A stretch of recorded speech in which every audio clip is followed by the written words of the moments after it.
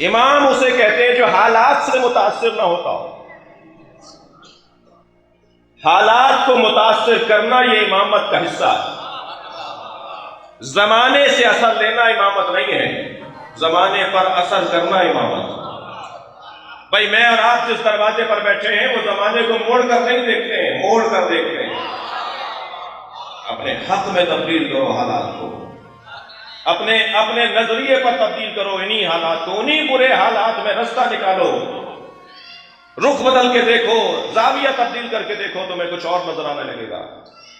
جب پریشانیاں گھیرنے لگے، جب الجھنیں بڑھنے لگے تو گھر نہ بیٹھو، کوئی کونا نہ پکڑ لو، بلکہ دیکھو کہ اسی پریشانی میں رخ کوئی اور بھی ہے جس سے میں اپنے مفاد میں اور اپنی حیات کا ذریعہ قرار دے دوں۔ یہ ہے روش سیرت اہل بیت کی۔ کبھی ایسا نہیں ہوا کہ ائمہ نے انتہائی مشکل حالات میں، آپ ذرا غور فرمائیں، کوئی کم بات ہے کہ مدینہ منورہ سے خراسان لے آئے مولا رضا کو، ساتھ میں ہی ٹھہرا دیا کہ آنے جانے والوں پر نظر رہے، روزانہ امام کی کرسی لگائی جاتی تھی کہ آپ یہاں تشریف فرما ہوں گے۔ ظاہری طور پر اس وقت کا شیعہ ایک تعداد تھی جو یہ کہہ رہی تھی کہ یہ کیا ہوا، لیکن کچھ ہی دن بعد کھل گیا ان کے پاس۔ امام کو نہیں ہے جو حالات سے متاثر ہو، امام نے اسی دربار کو مدرسہ بنا دیا۔ اسی دربار میں بیٹھ کر مولا رضا نے جو مناظرے کیے دہریوں کے ساتھ، ملحدوں کے ساتھ، مخالفوں کے ساتھ، ایک تاریخ ہے، وہ ایک علم کا سمندر ہے جو امام رضا نے اسی دربار میں بیٹھ کر بہایا ہے۔ یہ حالات سے متاثر نہیں ہوئے۔ یہی کیفیت کچھ امام علی نقی کے زمانے کی ہے۔ جس امام کا نام نقی، جس کا لقب نقی ہو، نام تو علی ہے، نقی نقاوت سے ہے، طہارت سے ہے، اخلاص سے ہے، خلوص سے ہے۔ کسی چیز کا نتھر کر، نکل کر خالص ہو جانا، اسے نقاوت کہا جاتا ہے۔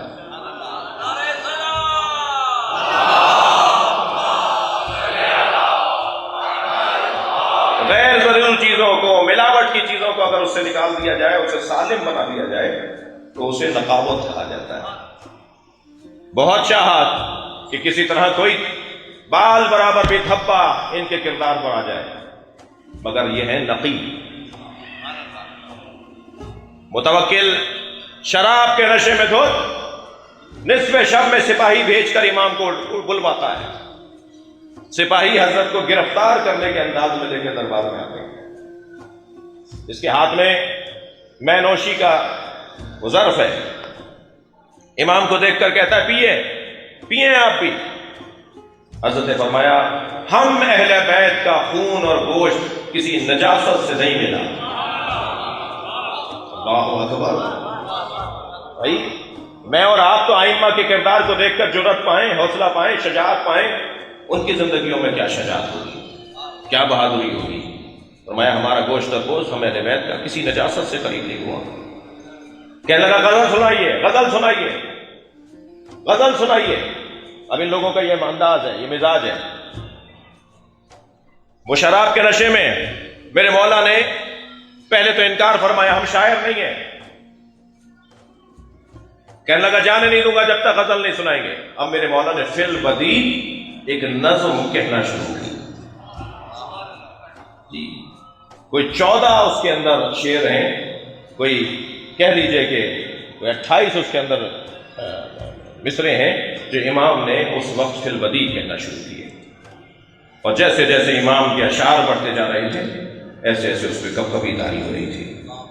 اور ایک ایسا وقت آیا کہ اس کے ہاتھ سے وہ شراب کی بوتل چھٹی، زمین پر گر کے تڑپنے لگا، اور آواز دے کر سپاہیوں کو بلایا، لے جاؤ انہیں واپس پہنچا کر آؤ۔ ان اشعار میں سے ایک شعر سن لیجئے آپ ذرا، جگہ سناؤ۔ حضرت فرمایا باتو علی القلل، باتو علی قلل الجبال تحرسهم۔ صلوات پڑھیں ذرا محمد وآلہ۔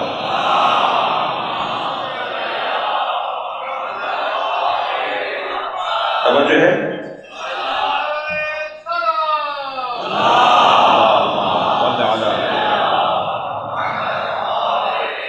باتو علی قلل الجبال تحرسهم۔ کتنے ہی لوگ ہیں جنہوں نے پہاڑوں کی چوٹیوں پر محل بنائے اور پوری زمین اور پورے شہر سے اوپر ہو کر اونچا ہو کر رہتے تھے اور سارے شہر کو اپنی نگاہوں میں رکھتے تھے، وہ اس انداز کی زندگی گزارتے تھے۔ غلب الرجال فما اغنتهم القلوب، مگر کچھ ایسا بھی وقت آیا کہ وہ اونچے اونچے محل ان کے کام نہیں آئے، وہ بڑے بڑے مکانات ان کے کام نہیں آئے۔ توجہ چاہوں گا امام کے، ناداہم صارخ من بعد ما قبروا، جب ان لوگوں کو کہ جنہوں نے پہاڑوں کی چوٹیوں پر محل بنا کر خود کو بلند سمجھا تھا، اونچا سمجھا تھا، جب انہیں قبر کے حوالے کیا گیا تو قبر سے آواز آ رہی تھی، این الاسرۃ والتیجان والحلل، کہاں ہے وہ تاج، کہاں ہے وہ تخت، کہاں ہے وہ فاخرہ لباس؟ تمہیں اب مٹی میں آنا پڑا، یاد کرو کہ سب کو یہی آنا ہوگا۔ میرے مولا کی یہ اشعار سن کے ہاتھ پیر اس کے کانپنے لگے، کہا لے جاؤ انہیں۔ امام بولیں گے کہ جو حالات سے متاثر